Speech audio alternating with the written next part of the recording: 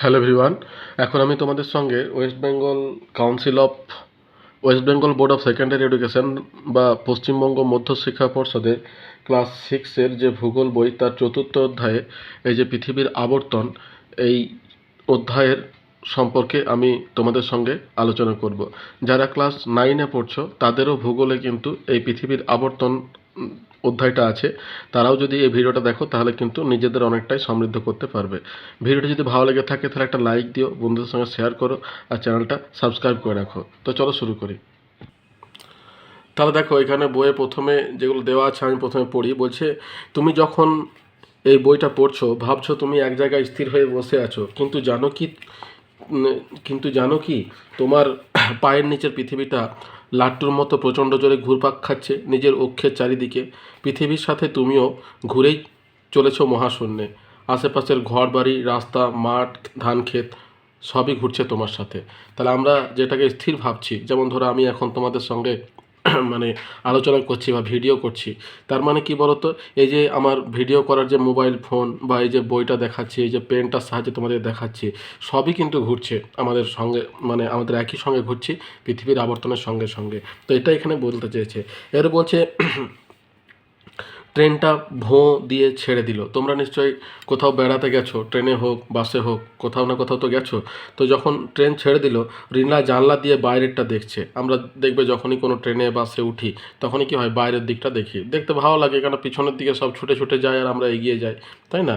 কত কিছুই না দেখা যাচ্ছে, গাছ, বাড়ি, ইলেকট্রিক পোস্ট সব কিছুই ছুটে চলেছে ট্রেনের বিপরীত দিকে, অর্থাৎ আমরা যেদিকে যাচ্ছি তার বিপরীত দিকে, অর্থাৎ পিছনের দিকে ছুটে ছুটে যাচ্ছে, এটা কিন্তু আমরা দেখতে পাই। তাহলে রিনার মতো তুমি কি কখনো ভেবেছো এরকম মনে হয় বাইরের গাছ বাড়িগুলো কি সত্যিই উল্টো দিকে ছুটছে? তাহলে আমরা যেটা দেখতে পাই যে বাড়ি, গাছ, তারপরে ইলেকট্রিক পোল, এগুলো পিছন দিকে ছুটছে, তাই কি সেগুলো ছুটছে না বাসটা ছুটছে বা ট্রেনটা ছুটছে? তাহলে দেখো, আমরা কিন্তু তখনই বুঝতে পারবো যে না, ওইগুলো ছুটছে না, ওইগুলো স্থির আছে, কিন্তু আমরা যে বাসে যাচ্ছি বা যে ট্রেনে যাচ্ছি সেটা কিন্তু ছুটছে। আসলে ট্রেনটা সামনের দিকে চলে, তাই তোমার এরকম মনে হয়। প্রত্যেক দিন সূর্যকে আমরা পূর্ব দিকে উঠতে দেখি, সারাদিন আকাশ পরিক্রমণ করে শেষে বিকেলবেলা পশ্চিম দিকে অস্ত যায়। তাহলে ঠিক একই রকমভাবে ওই ট্রেন বা বাসের মতো কিন্তু ওই পৃথিবীও কিন্তু তোমার কী বলতো মুভ করছে, সূর্য কিন্তু স্থির আছে। ঠিক যেমন তোমার ওই অন্যান্য যে ইলেকট্রিক পোল, বাস, এই তোমার ইলেকট্রিক পোল, গাছপালা, হ্যাঁ, এগুলো যেমন স্থির আছে, বাস ছুটছে, ঠিক একই রকমভাবে সূর্য স্থির আছে, পৃথিবী কিন্তু ছুটছে। আসলে সূর্যের সামনে পৃথিবী নিজের অক্ষের চারিদিকে পশ্চিম থেকে পূর্বে পাক খায়। তাহলে আসলে কি বলতো, আমরা বলছে সূর্যকে সামনে রেখে পৃথিবী কিন্তু নিজের অক্ষের চারিদিকে পশ্চিম থেকে পূর্বে পাক খাচ্ছে। কিন্তু আমরা কি বলতো, আমরা দেখতে পাই সূর্য পূর্ব দিকে উদিত হচ্ছে, পশ্চিম দিকে অস্ত যাচ্ছে, অর্থাৎ উল্টো জিনিসটা আমরা দেখতে পাই। এই জিনিসটাকে কি বলছে বলতো, এই জিনিসটাকে বলছে সূর্যের দৈনিক আপাত গতি। তাহলে আমরা এই যে তোমার যে ধারণাটা পেলাম যে সূর্য পশ্চিম থেকে পূর্বে আবর্তন করছে এবং পৃথিবী পশ্চিম থেকে পূর্বে আবর্তন করছে এবং সূর্য স্থির আছে, কিন্তু আমরা আপাত দৃষ্টিতে দেখতে পাচ্ছি যে তোমার সূর্য পূর্ব আকাশে উদিত হচ্ছে, পশ্চিম দিকে অস্ত যাচ্ছে। এই যে আপাত গতিটা, অর্থাৎ প্রকৃতপক্ষে পৃথিবী আছে মুভমেন্ট আর সূর্য আছে তোমার স্থির, হ্যাঁ, কিন্তু আমরা সেই প্রকৃত জিনিসটা দেখতে পাচ্ছি না, আমরা আপাতটা দেখতে পাচ্ছি। আপাতটা কি দেখছি, যে সূর্য তোমার মানে তোমার উদিত হচ্ছে পূর্ব দিকে, অস্ত যাচ্ছে পশ্চিম দিকে। এই জিনিসটাকে বলছে তোমার সূর্যের দৈনিক আপাত গতি। কিন্তু এই যে জিনিসটা, এটা কিন্তু একদিনে আসেনি। অর্থাৎ যেমন আমরা তোমার সূর্যকে দেখতে পাই পূর্ব দিকে উদিত হচ্ছে, পশ্চিম দিকে অস্ত যাচ্ছে, এতে কি মনে হয় যে পৃথিবী হচ্ছে তোমার স্থির, সূর্য তোমার প্রদক্ষিণ করছে। তাহলে এই ধারণাটা কিন্তু আসতে অনেক সময় লেগেছে, যে পৃথিবী কিন্তু তোমার স্থির নয়, পৃথিবী গতিশীল, সূর্য স্থির, এই ধারণাটা কিন্তু একদিনে আসেনি। তাহলে এই ধারণাটা কীভাবে এলো? দেখো, বলছে তোমার মতোই আগেকার মানুষ মনে করতো পৃথিবীটা এক জায়গায় স্থির হয়ে আছে। আমাদের সূর্য, চাঁদ এবং অন্যান্য জ্যোতিষ্করা সরে যাওয়া দেখে মানুষ ভাবতো যে পৃথিবীর চারিদিকে এরা ঘুরছে, অর্থাৎ সূর্য, চাঁদ, পৃথিবী, তারপরে আরও যে তোমার ইয়েগুলো আমরা দেখতে পাই, ভাবতো যে পৃথিবী স্থির আছে, ওগুলো কিন্তু ঘুরছে। পোল্যান্ডের জ্যোতির্বিজ্ঞানী নিকোলাস কোপার্নিকাস, পোল্যান্ডের জ্যোতির্বিজ্ঞানী ছিলেন ইনি। এই দেখো কোপার্নিকাসের ছবিটা দেওয়া আছে। উনি 1473 থেকে সাল পর্যন্ত বেঁচে ছিলেন, তিনি প্রমাণ করেন যে পৃথিবী নয়, সূর্যই সৌরজগতের কেন্দ্রে আছে, আর পৃথিবী নিজের অক্ষের চারিদিকে ঘুরতে ঘুরতে সূর্যের চারিদিকে পরিক্রমণ করছে। ঠিক আছে, তাহলে এই যে তোমার একটা বিবর্তন, হ্যাঁ, পরিবর্তন, অর্থাৎ প্রথমে ভাবতো যে পৃথিবী স্থির আছে, তারপরে যে তোমার ধারণা এলো না পৃথিবী স্থির নেই, সূর্য স্থির আছে, পৃথিবী পরিক্রমণ করছে। এই প্রাচীনকাল থেকে বর্তমান কাল অবধি পৃথিবীর গতি সম্বন্ধীয় বিভিন্ন পর্যবেক্ষণের ইতিহাস দেখো। তাহলে এই যে তোমার শুধুমাত্র কোপার্নিকাসের সম্পর্কে জানলে, এটা কিন্তু শুধুমাত্র কোপার্নিকাসই একমাত্র বলেনি, তার আগে কিন্তু অনেক ধারণা পরিবর্তন হতে হতে তোমার এই বর্তমান এই ধারণাটা এসে পৌঁছেছে, এবং তারপরে কোপার্নিকাস বলেছে, এবং তারপরে কিন্তু বর্তমানে আমরা মানে নিশ্চিত হয়েছি যে না, সত্যিই পৃথিবী হচ্ছে গতিশীল এবং পৃথিবী হচ্ছে গতিশীল এবং সূর্য স্থির আছে। তাহলে ইতিহাসটা কীরকম বলছে, এই বিশ্বব্রহ্মাণ্ডের সমস্ত বস্তুই গতি বিরাজ করে। সৌরজগতের গ্রহরূপে পৃথিবীর ক্ষেত্রেও তা ব্যতিক্রম ঘটেনি। পৃথিবী তার নিজের মেরুদণ্ডের উপরে 66.5 কোণে হেলে একটি উপবৃত্তাকার কক্ষপথে সূর্যের চারিদিকে প্রদক্ষিণ করছে। অতীত থেকে বর্তমান অবধি পৃথিবীর গতি সম্বন্ধীয় বিভিন্ন পর্যবেক্ষণের ইতিহাস দেখলে বোঝা যায় এই ইতিহাস দুটো ভাগে বিভক্ত। একটা ভাগ হচ্ছে তোমার পৃথিবী কেন্দ্রিক মহাবিশ্বের ধারণা, অর্থাৎ পৃথিবীকে কেন্দ্র করে সমস্ত মহাবিশ্বটা ঘুরছে, আর একটা হচ্ছে সূর্য কেন্দ্রিক মহাবিশ্বের ধারণা। পৃথিবী কেন্দ্রিক মহাবিশ্বের ধারণাটা কাদের ছিল? অ্যারিস্টটল। উনি 384 থেকে 322 খ্রিস্টপূর্বাব্দ, 300 খ্রিস্টপূর্বাব্দ মানে খ্রিস্টের জন্মের আগে, বুঝতে পেরেছো? তাহলে খ্রিস্টপূর্বাব্দতে কী ছিল বলছে, গ্রিক দার্শনিক অ্যারিস্টটলের মতানুসারে পৃথিবী স্থির এবং সূর্য ও অন্যান্য নক্ষত্র পৃথিবীর চারিদিকে বৃত্তাকার পথে ঘুরছে। তারপর দেখো 2 নম্বর আছে টলেমি। টলেমি কী করলো? অ্যারিস্টটলের বক্তব্যকে ভিত্তি করে টলেমির তত্ত্বটি গড়ে উঠেছে। টলেমির তত্ত্বটি জিওসেন্ট্রিক, অর্থাৎ পৃথিবী স্থির এবং তাকে কেন্দ্র করে সূর্য, গ্রহসমূহ এবং অন্যান্য মহাজাগতিক বস্তু আবর্তন করছে। তাহলে এই গেল দুজনের ধারণা। এবার সূর্যকেন্দ্রিক মহাবিশ্বের ধারণার প্রথম দেখো নিয়ে এসেছিল নিকোলাস কোপার্নিকাস, যেটা তোমাদের বইয়ে দেওয়া রয়েছে। তাহলে কোপার্নিকাস বলছে টলেমি প্রদত্ত পৃথিবী কেন্দ্রিক মহাবিশ্বের তত্ত্বের সর্বপ্রথম যুক্তিগ্রাহ্য বিরুদ্ধ মতবাদ প্রদান করে নিকোলাস কোপার্নিকাস তার বিতর্কিত বই দ্য রেভলিউশনিভাসতে তিনি বলেন সূর্য স্থির এবং তাকে কেন্দ্র করে পৃথিবী সহ অন্যান্য গ্রহগুলো পরিক্রমণ করছে।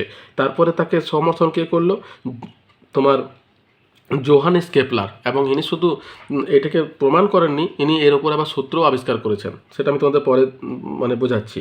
তো 1609 খ্রিস্টাব্দে জার্মান গণিতজ্ঞ জোহানেস কেপলার প্রথম হিসাব করে বের করেন গ্রহগুলি বৃত্তাকার কক্ষপথের পরিবর্তে সামান্য উপবৃত্তাকার কক্ষপথে নির্দিষ্ট সময়ে নির্দিষ্ট দূরত্ব অতিক্রম করে সূর্যকে প্রদক্ষিণ করে চলেছে। তাহলে এই গেল তোমার ইতিহাস। এরপর দেখো, এই যে আমরা যেটা পড়লাম যে সব কিছু পিছনের দিকে যাচ্ছে, গাছ বাড়ি সব কিছুই চলন্ত ট্রেনের বিপরীত দিকে ছুটছে, এর সঙ্গে পৃথিবীর গতির কীরূপ সাদৃশ্য দেখতে পাও। তাহলে আমরা যেমন ওই জিনিসটা দেখতে পাচ্ছি যে গাছ বাড়ি এগুলো পিছন দিকে ছুটছে, তাহলে এখান থেকে আমরা পৃথিবীর গতির কি কোনো সাদৃশ্য দেখতে পাই? দেখো কি বলছে, কোনো চলন্ত ট্রেনের জানলা দিয়ে বাইরের দিকে দেখলে মনে হয় গাছ বাড়ি সব কিছু ট্রেনের গতির বিপরীতে ছুটছে, কারণ ট্রেনটি চলমান হলেও ট্রেনের ভিতরে সব কিছুই স্থির থাকে। ট্রেনটি সামনের দিকে ছুটে যায় বলে মনে হয় বাইরের সব কিছুই ট্রেনের গতির অভিমুখে বিপরীত দিকে সরে যাচ্ছে। চলমান ট্রেনের এই উদাহরণের সঙ্গে পৃথিবীর গতির কিছু মিল খুঁজে পাওয়া যায়। আসলে সূর্যের নিজের কোনো গতি নেই, অর্থাৎ সূর্য স্থির। পৃথিবী পশ্চিম থেকে পূর্বে আবর্তন করছে বলে মনে হয় সূর্য পূর্ব দিকে ওঠে, পশ্চিম দিকে অস্ত যায়। প্রকৃতপক্ষে সূর্যের সামনে পৃথিবী নিজের অক্ষের চারিদিকে পশ্চিম থেকে পূর্বে আবর্তন করা সত্ত্বেও সূর্যকে এই গতির বিপরীতে চলতে দেখা যায়। তাহলে এই দুটো কিন্তু সাদৃশ্য কিন্তু রয়েছে। এরপর দেখো যে প্রশ্নটা বলছে যে পৃথিবীর কয়টি গতি এবং কী কী, তাদের সংজ্ঞা দাও। তাহলে পৃথিবী যে ঘুরছে এর গতি কয়টি এবং কী কী? তাহলে দেখো পৃথিবীর গতি হচ্ছে দুটি, একটি আবর্তন গতি বা আহ্নিক গতি, আর একটা হচ্ছে তোমার পরিক্রমণ গতি বা বার্ষিক গতি। তোমাদের এই ক্লাস 6-এর সিলেবাসে শুধু আবর্তন গতিটা সম্পর্কেই আছে, বার্ষিক গতিটা সম্পর্কে কিন্তু নেই। তো যাই হোক, তোমাদের দুটো জিনিস একটু জেনে রাখা দরকার। আমরা যদিও বিস্তারিতভাবে শুধুমাত্র আবর্তন গতিটাকেই আলোচনা করব, কিন্তু তবুও এদের ডেফিনেশনটা আমরা এখন মানে একটু জানবো। তাহলে আবর্তন গতি কোনটাকে বলছে? যে পৃথিবী তার কক্ষতলের সঙ্গে 66.5 কোণে হেলে নিজের অক্ষ বা মেরুরেখার চারিদিকে পশ্চিম থেকে পূর্বে বিরামহীনভাবে লাটুর মতো পাক খেয়ে চলেছে। পৃথিবীর এই গতিকে আবর্তন গতি বলে। তাহলে দেখো, নিজের অক্ষের উপরে 66.5 কোণে হেলে আছে, এটা তোমরা আগের যে চ্যাপ্টারটা আছে সেই চ্যাপ্টারে গেলে তোমরা দেখতে পাবে যে এরকম একটা ছবি কিন্তু তোমাদের দেওয়া আছে। এই দেখো, এই ছবিটা কিন্তু দেওয়া আছে বইয়ের 20 নম্বর পাতাতে। তাহলে এই যে কোণটা আছে, এই যে কোণটা, এটা হচ্ছে পৃথিবীর অক্ষ বা মেরুদণ্ড, ঠিক আছে, বা বা মেরুরেখাও বলা হয় কে। এটা তোমার এই যে পৃথিবী কক্ষতল আছে, বা এটা হচ্ছে কক্ষতল, এই কক্ষতলের সঙ্গে এই যে কোণের মানটা আছে, এটার মান হচ্ছে তোমার 66.5 ডিগ্রি কোণ, ঠিক আছে। এই কোণে হেলে তোমার পৃথিবী কিন্তু নিজের অক্ষের উপরে লাট্টুর মতো পাক খেতে খেতে সূর্যের চারিদিকে তোমার মানে নিজের অক্ষের উপরে যে পাক খাচ্ছে, এই গতিটাকে পৃথিবীর আবর্তন গতি বলছে। পৃথিবীর একবার আবর্তন করতে সময় লাগে 23 ঘন্টা 56 মিনিট 4 সেকেন্ড, বা প্রায় 24 ঘন্টা বা একদিন। তাই আবর্তন গতিকে আহ্নিক গতি, অন্য কথাটার অর্থ হচ্ছে দিন, বা অন্য কথাটার অর্থ হচ্ছে ভাত, বুঝতে পারছো? দন্তন্নে দন্তন্নে অন্ন মানে ভাত, আর অনহ কথাটার অর্থ হচ্ছে দিন বলা হয়। নিরক্ষীয় অঞ্চলে পৃথিবীর আবর্তন বেগ সবচেয়ে বেশি, 1650 কিলোমিটার পার ঘন্টা, এবং দুই মেরুর দিকে ক্রমশ কিন্তু কমতে থাকে। যেহেতু পৃথিবী অভিগত গোলাকার বিশিষ্ট, এটা দেখো তোমাদের বইয়ে ছবিটা দেওয়া আছে, এই যে 25 পাতাতে। এই যে দেখো, এটা পৃথিবীর অভিগত গোলাকার। এখানে যেহেতু তোমার রেডিয়াসটা সব থেকে বেশি, এর আবর্তন বেগ সব থেকে বেশি 1650 কিলোমিটার প্রতি ঘন্টা। আর এটা কিন্তু যত তোমার পিছনে দিকে যাচ্ছে, কমতে কমতে মেরুতে কিন্তু কমে যাচ্ছে, মেরুতে প্রায় শূন্যই হয়ে যাবে, বুঝতে পেরেছো? এবং সব থেকে কম মেরু বৃত্তরেখাতে 830 কিলোমিটার প্রতি ঘন্টা, ঠিক আছে। এর পরিক্রমণ গতি কোনটাকে বলছে? যে পৃথিবী নিজ অক্ষ বা মেরুরেখার চারিদিকে আবর্তন করতে করতে নির্দিষ্ট উপবৃত্তাকার কক্ষপথে নির্দিষ্ট সময়ে ঘড়ির কাঁটার বিপরীতে সূর্যের চারিদিকে প্রদক্ষিণ করছে। পৃথিবীর এই গতিকে পরিক্রমণ গতি বলে। অর্থাৎ নিজের অক্ষের উপরে লাট্টুর মতো একবার আবর্তনকে বলছে আবর্তন গতি, আর নিজের অক্ষের উপরে আবর্তন করতে করতে সূর্যের চারিদিকে যে পরিক্রমণ করছে, সেটিকে বলছে তোমার পরিক্রমণ গতি বা বার্ষিক গতি, ঠিক আছে। পৃথিবীর একবার পরিক্রমণ করতে সময় লাগে 365 দিন 5 ঘন্টা 48 মিনিট 46 সেকেন্ড বা 1 বছর। তাই পরিক্রমণ গতিকে বার্ষিক গতিও কিন্তু বলা হয়। পৃথিবীর পরিক্রমণের গতিবেগ 30 কিলোমিটার প্রত্যেক সেকেন্ড, ঠিক আছে। পৃথিবীর পরিক্রমণ গতিবেগ 30 কিলোমিটার প্রত্যেক সেকেন্ড, আর আবর্তন গতিবেগ হচ্ছে তোমার 30 কিলোমিটার প্রত্যেক মিনিট। শুধু ডিফারেন্স হচ্ছে সময়ের, এটা হয় প্রত্যেক মিনিটে, এটা হয় প্রত্যেক সেকেন্ডে। আমি সেটা তোমাদের পরে আলোচনা করছি। এবার দেখো, এই যে আবর্তন এবং পরিক্রমণ গতি আছে, এটার উপরে কিন্তু কেপলার সূত্র আবিষ্কার করেছে। যদিও তোমাদের এটা এখানে নেই, তবুও একটু জেনে রাখো যে বিজ্ঞানী কেপলার প্রথম কিন্তু গ্রহদের গতি সংক্রান্ত সূত্র প্রণয়ন করেন। এর কিন্তু 3টে সূত্র আছে। তার মধ্যে এখানে প্রথম সূত্রটা বলেছে কি, যে প্রতিটি গ্রহ উপবৃত্তাকার কক্ষপথে সূর্যকে প্রদক্ষিণ করে, এবং সূর্য ওই উপবৃত্তাকার কক্ষপথের একটি ফোকাস মানে নাভি, বুঝতে পেরেছো? মানে তোমার উপবৃত্তের সৃষ্টি হয় ফোকাস, আর বৃত্তের সৃষ্টি হয় সেন্টার।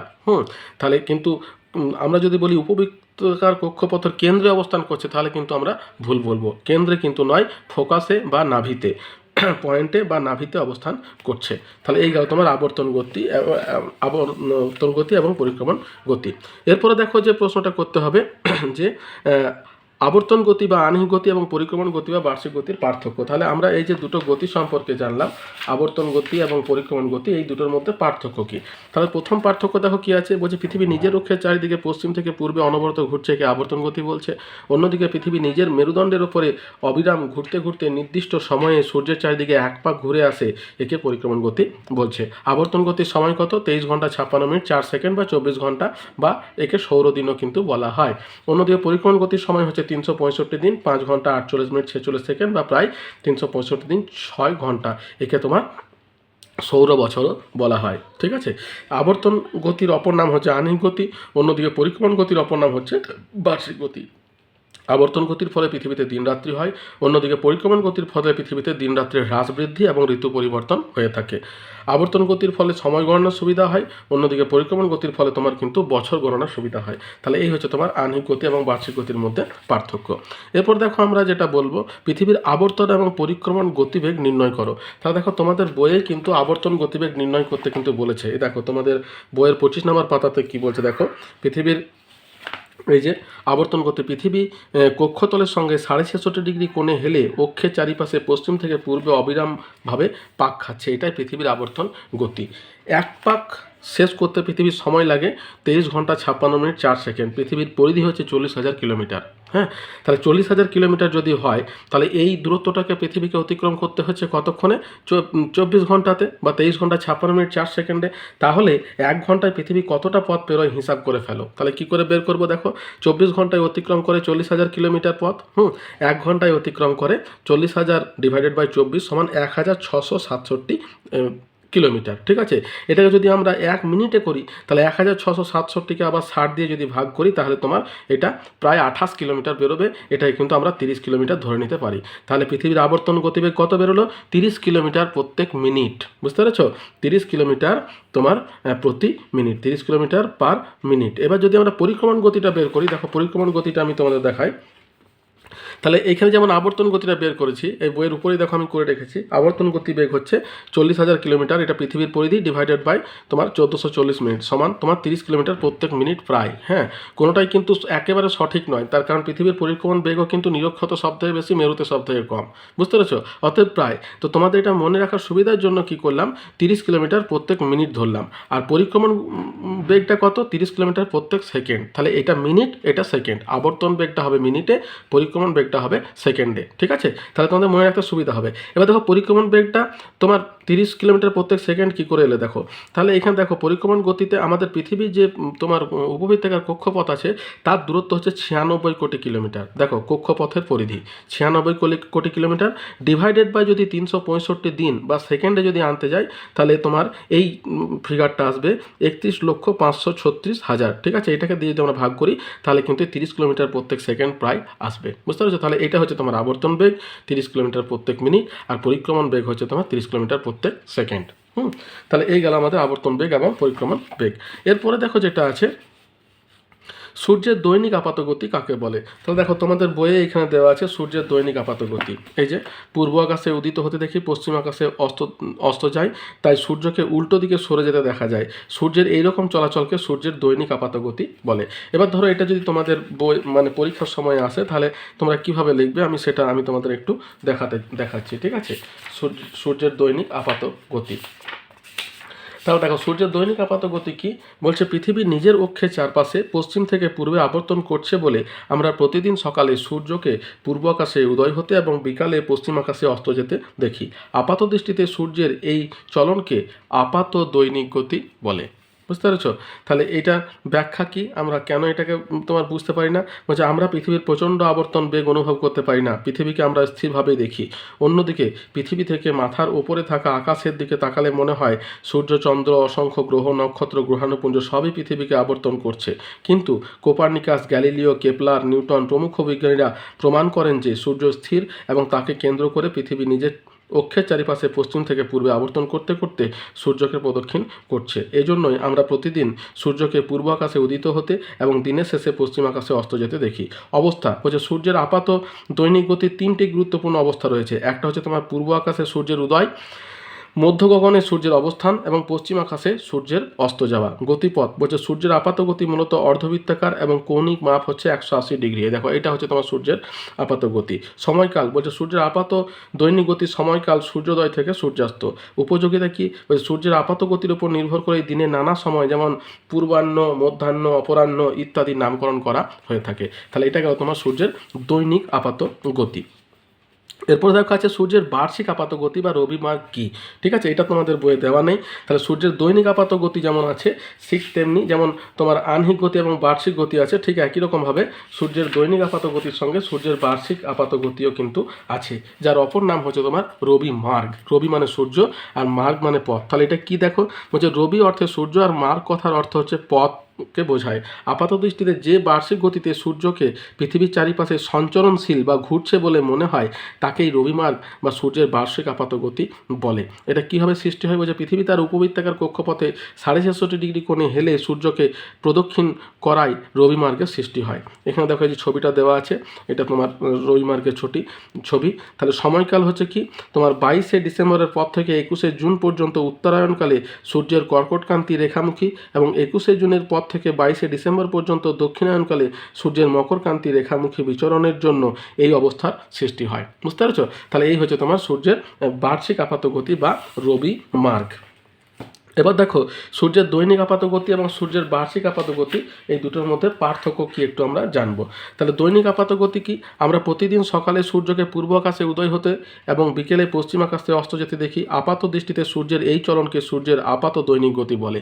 অন্যদিকে বার্ষিক কোনটাকে বলছে?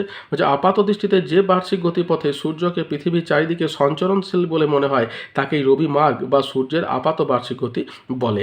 তোমার সূর্যের আপাত দৈনিক গতিতে প্রকৃতপক্ষে পৃথিবীর নিজের অক্ষের চারিপাশে পশ্চিম থেকে পূর্বে আবর্তন করছে বলে সূর্যের আপাত দৈনিক গতির সৃষ্টি হয়। অর্থাৎ প্রকৃতপক্ষে সূর্য স্থির এবং পৃথিবী ঘূর্ণায়মান। অন্যদিকে পৃথিবী তার উপবৃত্তাকার কক্ষপথে 66.5 ডিগ্রি কোণে হেলে সূর্যকে প্রদক্ষিণ করায় রবিমার্গ সৃষ্টি হয়। অর্থাৎ প্রকৃতপক্ষে সূর্যের দিক পরিবর্তন ঘটে না, পৃথিবী সারা বছর ধরে নিজের কক্ষপথের বিভিন্ন অবস্থানে সরে যায়। তারপর দেখো ফলাফল কি? দৈনিক আপাত গতির ফলে সূর্যোদয়, মধ্যাহ্ন, সূর্যাস্ত হিসাবে সূর্যের অবস্থানকে চিহ্নিত করা হয়। অন্যদিকে বার্ষিক তোমার রবিমার্গের ফলে সূর্যের উত্তরামুখী এবং দক্ষিণমুখী গমন দেখা যায়। তাহলে এই হচ্ছে তোমার এই দুটোর মধ্যে তোমার পার্থক্য। এরপরে দেখো যেটা আমরা জানবো, বলছে ABC বিন্দু থেকে দেখো এটা তোমাদের এই যে বইয়ে দেখো প্রবলেমটা দেওয়া আছে। বলছে ABC তিনটে বিন্দু থেকে, দেখো এখানে যে তিনটে বিন্দু আছে ABC, তোমরা যখন খেলার মাঠে যখন তোমাদেরকে স্পোর্টস করানো হয় তখন যখন দেখবে তোমাদের 100 মিটার 200 মিটারটা হয়তো সরাসরি তোমার দেখানো হয়, কিন্তু যখন তোমার 800 900 400 600 এগুলো যখন দৌড়ানো হয় তখন কিন্তু এই সার্কেল বেসিসে দৌড়ানো হয়, বুঝতে পেরেছো? তখন কি হয় দেখবে এই যে তোমার স্টার্ট পয়েন্টটা বা এন্ডিং পয়েন্টটা বিভিন্ন রকমের করা হয়। তার কারণ কি? এই যে মাঝে যে বৃত্তটা আছে এর রেডিয়াস হচ্ছে সব থেকে কম, তারপরটা সব থেকে বেশি, তারপরটা সব থেকে বেশি। তো এখানে প্রশ্নটা তোমাদের দিয়েছে কি বলতো? বলছে ABC তিনটে বিন্দু থেকে, অর্থাৎ ABC তিনটে বিন্দু থেকে বৃত্তরেখাগুলো ধরে তিনজনকে দৌড় শেষ করাতে হবে একই সময়ে। অর্থাৎ এই তিনটে বৃত্তর কিন্তু বলছে একই সময়ের মধ্যে দৌড়টা শেষ করতে হবে, বুঝতে পেরেছো? তাহলে দৌড়টা যদি একই সময়ে শেষ করতে হয় তাহলে সব থেকে বেশি ছুটতে হবে একেবারে বাইরে যে আছে। তার কারণ কি? সব থেকে বেশি পরিমাণ দূরত্ব তাকে অতিক্রম করতে হবে। তার থেকে কম ছুটতে হবে বি বিন্দুতে যে আছে।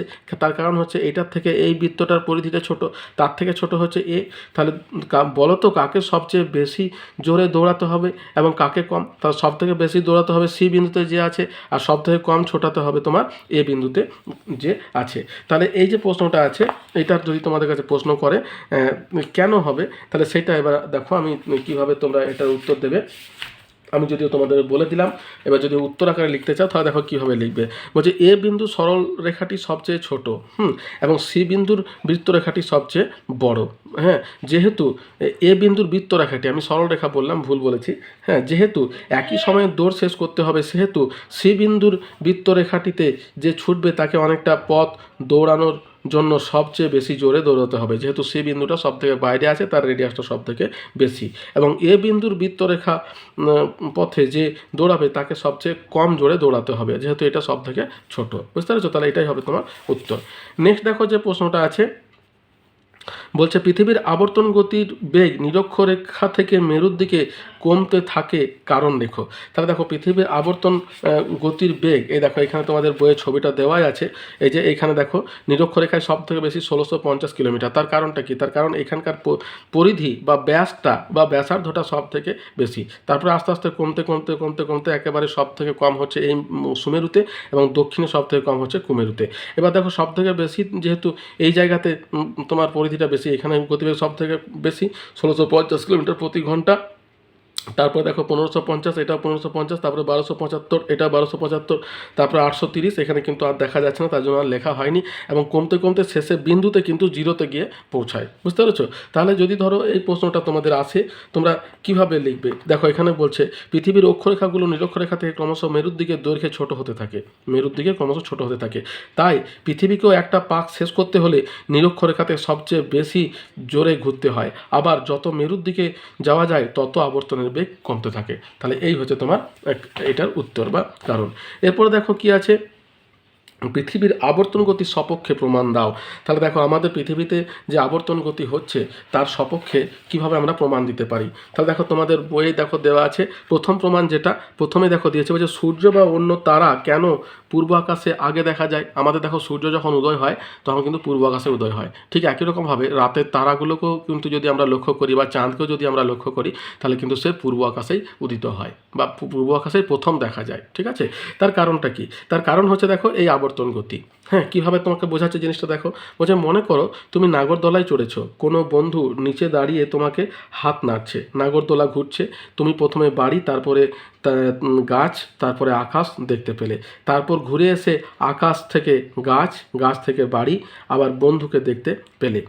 এইভাবে যতবারই তোমার নাগরদোলা ঘুরে আসবে তুমি পরপর জিনিসগুলো কিন্তু দেখতে পাচ্ছ। অর্থাৎ যখনই তোমার আবার ঘুরে আসবে তখন কিন্তু সে প্রথমে তুমি গাছ দেখতে পাবে, প্রথমে আকাশ দেখতে পারে, আকাশের পরে গাছ দেখতে পাবে, গাছের নিচে তোমার তোমার ঘর বাড়ি, গাছ, ঘর বাড়ি, তারপর তোমার বন্ধুকে দেখতে পাবে, যেহেতু সে সব থেকে ছোটো জায়গাতে আছে।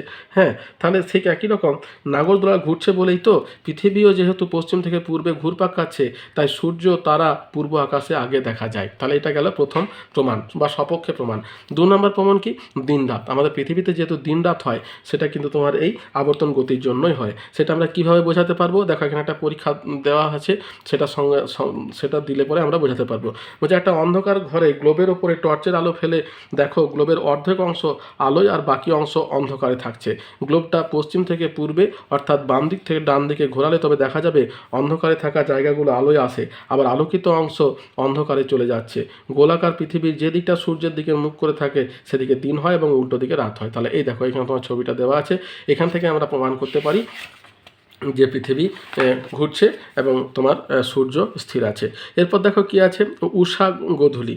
হ্যাঁ, এখানে দেখো আরেকটা প্রশ্ন যেটা দেওয়া আছে, ছায়াবৃত্ত। ছায়াবৃত্ত কাকে বলে? পৃথিবীর আলোকিত অর্ধাংশ এবং অন্ধকারাচ্ছন্ন অর্ধাংশ। অর্থাৎ ধরো এই যে তোমার এটা হচ্ছে আমাদের পৃথিবী, ঠিক আছে? এই পৃথিবীর তোমাতে কি হয়, অর্ধেক অংশে দিন হয় আর অর্ধেক অংশ হয় রাত্রি, ঠিক আছে? তাহলে এই দিকটা যদি দিন হয় তাহলে এই দিকটা হবে তোমার রাত্রি। তাহলে এই যে দুটো যে সীমারেখায় মিলিত হচ্ছে এটিকে বলছে তোমার ছায়াবৃত্ত, ঠিক আছে? তাহলে এটার উত্তর কি হবে? যে পৃথিবীর আলোকিত অর্ধাংশ এবং অন্ধকারাচ্ছন্ন অর্ধাংশ যে সীমারেখা বরাবর মিলিত হয় সেটিকেই বলছে ছায়ার বৃত্ত। অর্থাৎ ছায়া কোথায় পড়ে?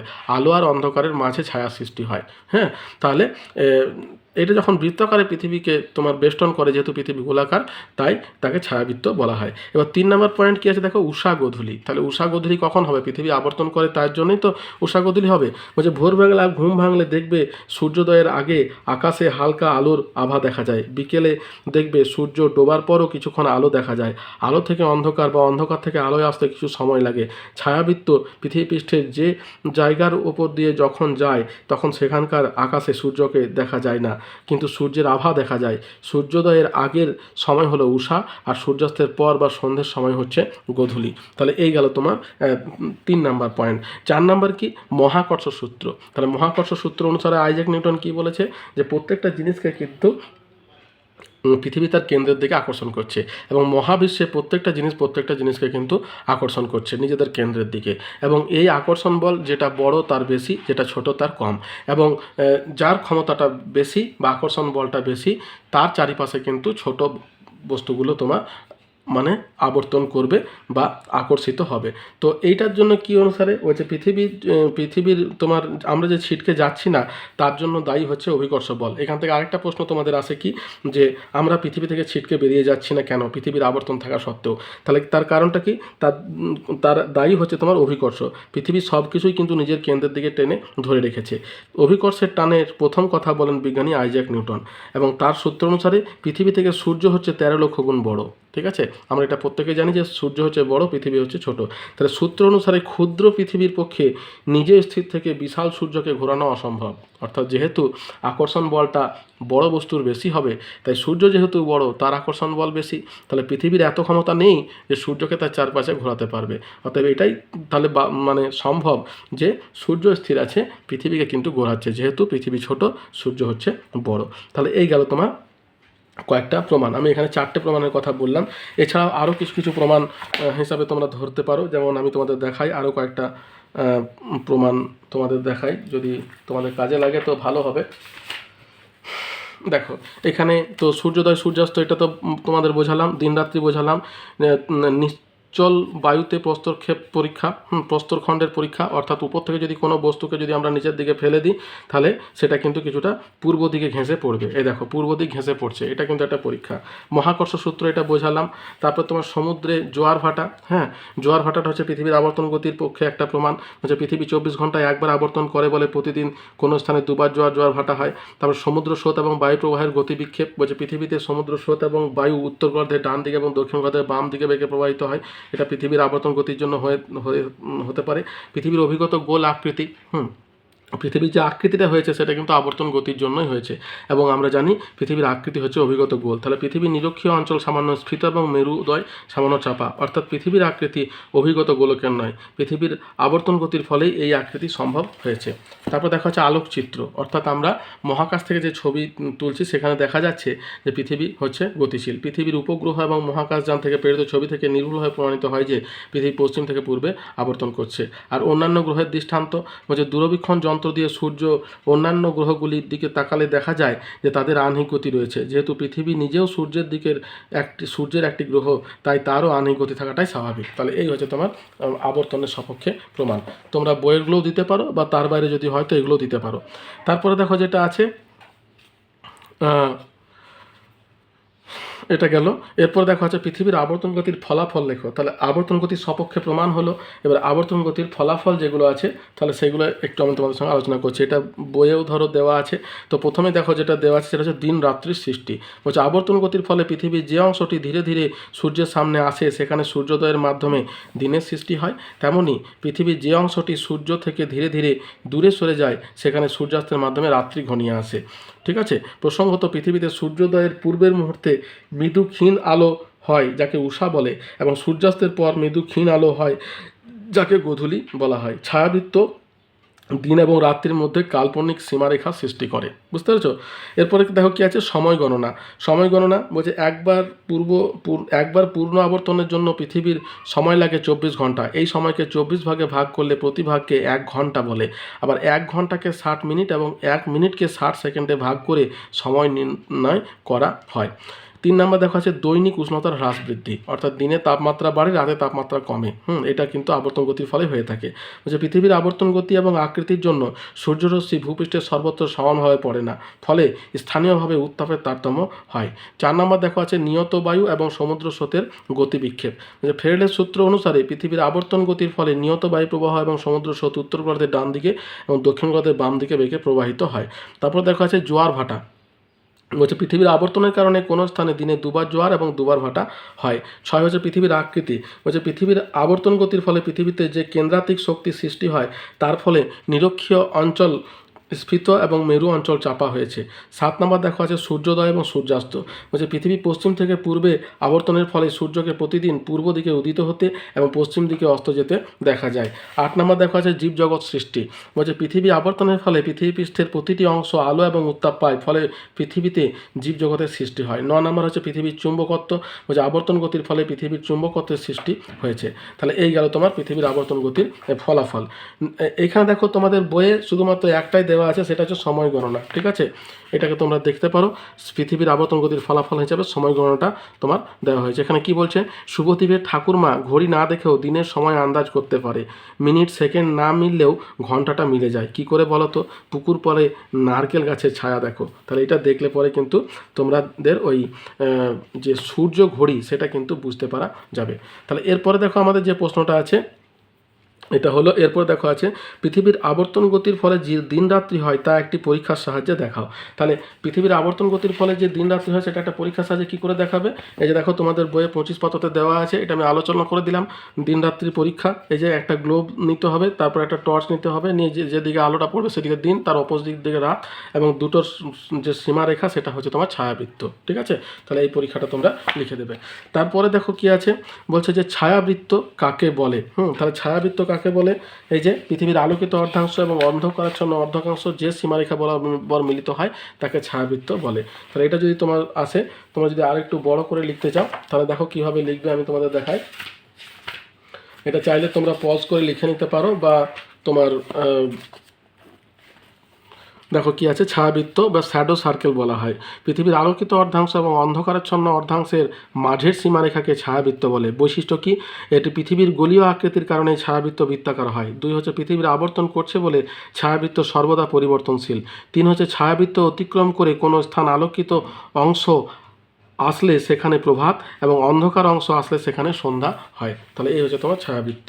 নেক্সট দেখো যেটা আছে, পৃথিবীর আবর্তন গতির ফলে দিন রাতের যে অবস্থা বা পর্যায় সৃষ্টি হয় তা লেখো। তাহলে পৃথিবীর আবর্তন গতির ফলে কিন্তু দিন আর রাত্রি কিন্তু শুধুমাত্র সৃষ্টি হয় না, তার আগে পরে কিছু পর্যায়ের সৃষ্টি হয়, অর্থাৎ উষা গোধূলি এগুলোর কথা কিন্তু তোমার এখানে বলা হয়েছে।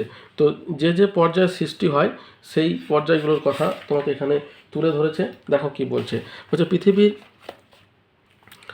সময়ের যে পর্যায়ের সৃষ্টি হয়, 1 মিনিট, যে সমস্ত পর্যায়ের সৃষ্টি হয় সেগুলো সম্পর্কে আমরা এবার আলোচনা করব। পর্যায়টা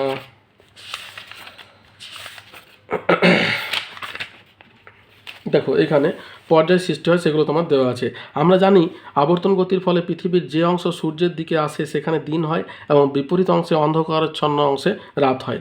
দিন এবং রাত যে পর্যায়গুলি লক্ষ্য করা যায় সেগুলি হলো ছায়াবৃত্ত, উষা, প্রভাত, মধ্যাহ্ন, গোধূলি, সন্ধ্যা এবং মধ্যরাত্রি। তাহলে এগুলো সবই হচ্ছে তোমার পর্যায়। তাহলে ছায়াবৃত্ত কোনটাকে বলছে? পৃথিবীতে সর্বদাই দুটি অংশ দেখা যায়, আলোকিত এবং অন্ধকারাচ্ছন্ন। আলোকিত এবং অন্ধকারাচ্ছন্ন অংশদ্বয় যে বৃত্তাকার সীমারেখায় পরস্পর মিলিত হয় তাকে ছায়াবৃত্ত বলে। এটি আলোকবৃত্ত নামেও পরিচিত। তাহলে ছায়াবৃত্তের অপর নাম হচ্ছে তোমার আলোকবৃত্ত, এটা জেনে রাখো। তারপর দেখা হচ্ছে উষা বা ডন যেটাকে বলা হয় ইংলিশে। তো উষা বলছে সূর্যোদয়ের ঠিক আগে যে সময়টিতে পূর্ব আকাশে ক্ষীণ আলো দেখা যায় তাকে উষা বলে। 3 নম্বর যে প্রভাত বা মর্নিং, পৃথিবীর আবর্তনের ফলে কোনো স্থান অন্ধকার থেকে ছায়াবৃত্ত পেরিয়ে সবেমাত্র আলোকিত অংশে প্রবেশ করলে দিনের সেই পর্যায়টিকে অথবা সেই সময়টিকে প্রভাত বলা হয়। 4 নম্বর হচ্ছে মধ্যাহ্ন বা মিড ডে, ঠিক আছে, মিড ডে মিল, এইখান থেকেই আসছে মিড ডে, ঠিক আছে, বা মধ্যাহ্ন। যে সময় আলোকিত অংশের কোনো স্থানে ঠিক মাথার উপরে সূর্য অবস্থান করে সেই সময়টিকে মধ্যাহ্ন বলা হয়। দুপুর 12টাকে মধ্যাহ্ন সূচিত হয়। 5 নম্বর দেখো গোধূলি, সূর্যাস্তের পর পশ্চিম আকাশে যে সময়ে ক্ষীণ আলো দেখা যায় তাকে গোধূলি বলে। 6 নম্বর দেখা হচ্ছে সন্ধ্যা বা ইভিনিং, পৃথিবীর আবর্তন গতির জন্য যে সময়ে কোনো স্থানে আলো থেকে ছায়াবৃত্ত পেরিয়ে অন্ধকারাচ্ছন্ন অংশে পৌঁছায় তাকে সন্ধ্যা বলে। 7 নম্বর দেখা হচ্ছে মধ্যরাত্রি বা মিড নাইট, মিড ডে এবার মিড নাইট, কোনো স্থানে মধ্যাহ্ন হলে তার বিপরীত দিকে অন্ধকারাচ্ছন্ন স্থানের সময়টিকে মধ্যরাত্রি বা রাত 12টাকে মধ্যরাত্রি সূচিত হয়। ঠিক আছে, তাহলে এই গেল তোমার আমাদের অংশ। এবার দেখো উদীয়মান সূর্যের দেশ কাকে বলা হয়, এটা তোমরা একটু জেনে রাখো। আমাদের পৃথিবীর যেহেতু পূর্ব দিকে অর্থাৎ জাপান প্রথম আছে, অর্থাৎ সেখানেই কিন্তু প্রথম সূর্যোদয় হয় বলে জাপানকে তোমার উদীয়মান সূর্যের দেশ বলা হয়। পৃথিবী গোলাকার বলে যে কোনো সময়ে এর এক অর্ধাংশ আলোকিত হয় এবং অপর অর্ধাংশ অন্ধকারাচ্ছন্ন হয়। পৃথিবী পশ্চিম থেকে পূর্বে আবর্তন করে বলে পশ্চিমের তুলনায় পূর্বের দেশগুলিতে আগে সূর্যালোক পড়ে, অর্থাৎ এই দেশগুলিতে আগে সকাল দুপুর সন্ধ্যা হয়। এশিয়ার পূর্বতন প্রান্তে জাপান অবস্থিত বলে এখানে পৃথিবীর মধ্যে সবচেয়ে আগে সূর্যোদয় হয়। ঠিক আছে, তাহলে পৃথিবীর মধ্যে সব থেকে আগে সূর্যোদয় কোথায় হয়? জাপানে। হ্যাঁ, তার জন্যই জাপানকে উদীয়মান সূর্যের দেশ বলে। এই কারণে ভারত, চীন ইত্যাদি দেশগুলি, কানাডা, আমেরিকা, ইংল্যান্ড ইত্যাদি দেশগুলির আগে সূর্যোদয় হয়ে থাকে। অর্থাৎ আমরা ভারত, চীন এগুলো সবই কিন্তু তোমার পূর্ব গোলার্ধে অবস্থান করছি, ফলে আমাদের এখানে কিন্তু সূর্যোদয়টা আগে হয়। আর যেগুলো পশ্চিম গোলার্ধে অবস্থান করছে তোমার কানাডা, আমেরিকা, ইংল্যান্ড এগুলো কিন্তু তোমার কি হয়? পরে সূর্যোদয় হয়ে থাকে। এরপর দেখো কি আছে, আবর্তন থেমে গেলে কি হতো? তোমাদের বইয়ে দেখো দেওয়া আছে, এই যে তোমার এগুলো দেওয়ার পরে এই যে এখানে দেওয়া আছে পৃথিবীর আবর্তন থেমে গেলে কি হবে। হ্যাঁ, তাহলে পৃথিবীর অর্ধেক অংশ শুধুই দিন থাকবে, অর্ধেক অংশ শুধুই রাত্রি থাকবে, পৃথিবী হয়ে উঠবে বসবাসের অযোগ্য। ঠিক আছে, তাহলে এইগুলো কিন্তু তোমার পৃথিবীর আবর্তন থেমে গেলে কিন্তু হবে। তাহলে এই গেল। আর তোমরা যদি এটাকে আরও ভালো করে যদি লিখতে চাও, যদি তোমাদের প্রশ্ন আসে যে পৃথিবীর আবর্তন থেমে গেলে কি হবে, দেখো পৃথিবীর পশ্চিম থেকে পূর্ব দিকে আবর্তন ঘটছে, তাই হঠাৎ পৃথিবীর আবর্তন থেমে গেলে পৃথিবীর সব কিছুই পূর্ব দিকে ছিটকে বেরিয়ে যাবে। বুঝতে পেরেছো? যেহেতু পশ্চিম থেকে পূর্বে আবর্তন করছে তাই থেমে গেল, মানে পূর্ব দিকে ছিটকে বেরিয়ে যাবে। পর্যায়ক্রমে দিন রাত্রি হবে না, পৃথিবীর সূর্যের দিকের অংশে শুধুই দিন আর অর্ধেক অংশে শুধুই রাত্রি বিরাজ করবে। 3 নম্বর, পৃথিবীর আলোকিত অর্ধাংশে তাপমাত্রা প্রচণ্ড বাড়বে এবং অন্ধকারাচ্ছন্ন অর্ধাংশে শীতলতা চরম পর্যায়ে পৌঁছাবে। 4 নম্বর হচ্ছে এরূপ পরিস্থিতিতে পৃথিবী হয়ে উঠবে বসবাসের অযোগ্য, সমস্ত জীবকুল ধ্বংস হয়ে যাবে, আমরা মানুষেরা পৃথিবীর বুক থেকে নিশ্চিহ্ন হয়ে যাবে। ঠিক আছে, তাহলে পৃথিবীর আবর্তন গতি না থাকলে কি ঘটতো দেখো তো, পৃথিবীর যদি থেমে যেত তাহলে এইগুলো হতো, আর যদি গতি না থাকতো তাহলে কি হতো, বলছে পৃথিবীতে কোনো স্থানে পর্যায়ক্রমে দিন এবং রাত সংগঠিত কিন্তু হতো না। 2 হচ্ছে নিরক্ষীয় অঞ্চলে স্ফীত হতো না, কারণ পৃথিবীর আবর্তন গতির ফলে সৃষ্ট কেন্দ্রাতিক বলের প্রভাবে নিরক্ষীয় অঞ্চল স্ফীত এবং মেরু অঞ্চল চাপা। 3 নম্বর হচ্ছে পৃথিবীর আবর্তন করে বলে এর সঙ্গে যুক্ত বায়ুমণ্ডলও আবর্তন করে। আবর্তনের ফলে যে বল সৃষ্টি হয় তার প্রভাবে বায়ুমণ্ডলের সৃষ্টি হয়। পৃথিবী আবর্তন না করলে বায়ু প্রবাহ হতো না। 4 হচ্ছে কোনো জিনিস উপর থেকে নিচে ফেললে তা একটু পূর্ব দিকে সরে পড়তো না, তার বদলে সোজা নিচে পড়তো। 5 হচ্ছে পৃথিবীতে উদ্ভিদ এবং প্রাণী জগতের অস্তিত্ব থাকতো না। তাহলে এই ঘটনাগুলো ঘটতো যদি পৃথিবীর আবর্তন গতি না থাকতো। এরপর দেখো যেটা আছে তোমার সূর্য ঘড়ি সম্পর্কে লেখো। তাহলে এইখানে দেখো এই যে ঠাকুমার যে কথাটা বলেছে, এই যে তোমাদের বইয়ে শুভদ্বীপের তোমার ঠাকুমা ঘড়ি না দেখেও সময় আন্দাজ করতো, তাহলে এটার উপরে বেস করে যেটা তোমার করা হয় সেটাকে সৌর ঘড়ি বলা হয়। ছাদে বা কোনো খোলা জায়গায় সূর্যের আলো ভালোভাবে পড়ে, সেখানে একটা নির্দিষ্ট জায়গা ঠিক করো, প্রতি ঘন্টায় সেখানে দাঁড়াও এবং তোমার ছায়া কোন দিকে পড়ছে সেটা কত লম্বাভাবে পড়ছে লক্ষ্য করো। দিনের কোন সময়ে তোমার ছায়া সবচেয়ে বড় আর সবচেয়ে ছোট হয় দেখো এবং লিখে রাখো। তাহলে সবচেয়ে বড় হবে তোমার সকালবেলা এবং তোমার সূর্যাস্তের সময়, সকালবেলা এবং সূর্যাস্তের সময়, আর সবথেকে ছোট হবে তোমার দুপুর 12টার সময়। তাহলে এই দেখো তোমার সূর্য ঘড়িটা কী, তাহলে এবারে আমরা আলোচনা করব। তাহলে সূর্যকে তোমার যখন আমরা ঘড়ি হিসাবে মানে চিহ্নিত করতে পারবো, সূর্যকে যখন ঘড়ি হিসাবে মানে সূর্যের সাহায্যে যখন সময় নির্ধারণ করব, তখনই সেটা হচ্ছে তোমার সূর্য ঘড়ি। তাহলে এটা কী বলো, বলছে আধুনিক ঘড়ি আবিষ্কারের পূর্বে দিনের বেলায় সূর্যের আলোয় কোনো বস্তুর ছায়া দেখে সময় হিসাব করার জন্য তৈরি বিশেষ ধরনের ঘড়িকেই সূর্য ঘড়ি বলা হয়। এই দেখো এটা হচ্ছে তোমার সূর্য ঘড়ি। ঠিক আছে, এই সময় কিন্তু ঘড়ি আবিষ্কার হয়নি, তখন কিন্তু সূর্যের যে ছায়া সেই ছায়াটাকেই কিন্তু ঘড়ি হিসাবে নির্ধারণ করা হতো।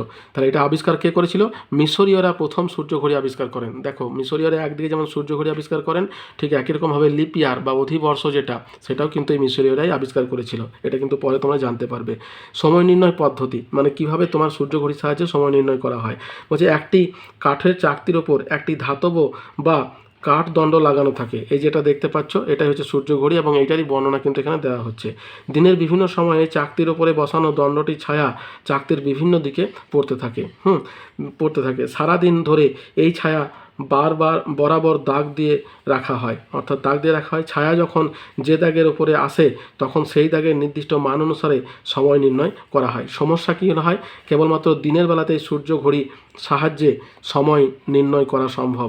2 নম্বর হচ্ছে সময়ের নিখুঁত গণনা সম্ভব হয় না। ধরো কখনো মেঘাচ্ছন্ন আছে, কখনো অন্য কোনো কারণে হয়, তখন সেটা কিন্তু তোমার সময় গণনাতে অসুবিধা হয়। আর সূর্যোদয়ের সময় হচ্ছে সকাল 6টা এবং সূর্যাস্তের সময় হচ্ছে তোমার রাত্রি 6টা, কিন্তু ঋতু পরিবর্তনের সময় কিন্তু এটা পরিবর্তন হয়, তখন কিন্তু এটাতে কিন্তু সময় নির্ণয় করতে অসুবিধা হয়। তাহলে এগুলো কিন্তু তোমার হয়ে থাকে। এরপর দেখো কি আছে, তুমি ঘড়ি না দেখে সময়ের আন্দাজ করবে কিসের সাহায্যে। এই যে তোমাদের এখানে যে জিনিসটা দেওয়া আছে, এটা যদি তোমাদের বলে যে তুমি ঘড়ি না দেখে কি করে সময় আন্দাজ করবে, তাহলে সেটা তোমাকে কি করতে হবে, এই সূর্য ঘড়ির মতো জিনিসটা কিন্তু তোমাদেরকে বানাতে হবে। তাহলে দেখো এইখানে এই যে বলেছে যে শুভদ্বীপের ঠাকুমা ঘড়ি না দেখেও দিনের সময় আন্দাজ করতে পারেন, মিনিট সেকেন্ড না মিললেও ঘন্টাটা মিলে যায়। কি করে বলো তো, তাহলে এটা কি করতে হবে, পরীক্ষার উদ্দেশ্য। বলছে ঘড়ি না দেখে সময় আন্দাজ করতে পারা। পরীক্ষার উপকরণ কি কি লাগবে, বলছে ছাদ বা খোলা জায়গা। 2 নম্বর হচ্ছে পর্যাপ্ত এবং বাধাহীন সূর্যালোক। এবার কি করতে হবে, পরীক্ষাটা কি করে করতে হবে, বলছে ছাদে বা কোনো খোলা জায়গায় একটি স্থান নির্দিষ্ট করলাম যেখানে পর্যাপ্ত সূর্যালোক বাধাহীনভাবে আসতে পারে। প্রতি ঘন্টায় ওই স্থানে দাঁড়ালাম এবং আমার ছায়ার দৈর্ঘ্য কোন দিকে কতটা লম্বা হয়ে পড়েছে তা লক্ষ্য করলাম। এই দেখো এখানে কিন্তু এই যে লক্ষ্য করছি আর সময়টা লিখে রাখছি। যখন মাথার উপরে আসছে তখনই কিন্তু দেখো 12টা লেখা আছে। ঠিক আছে, এটাই কিন্তু দুপুর 12টা এবং এই সময় ছায়াটা সব থেকে ছোট এবং মাথার উপরে সূর্য আসে।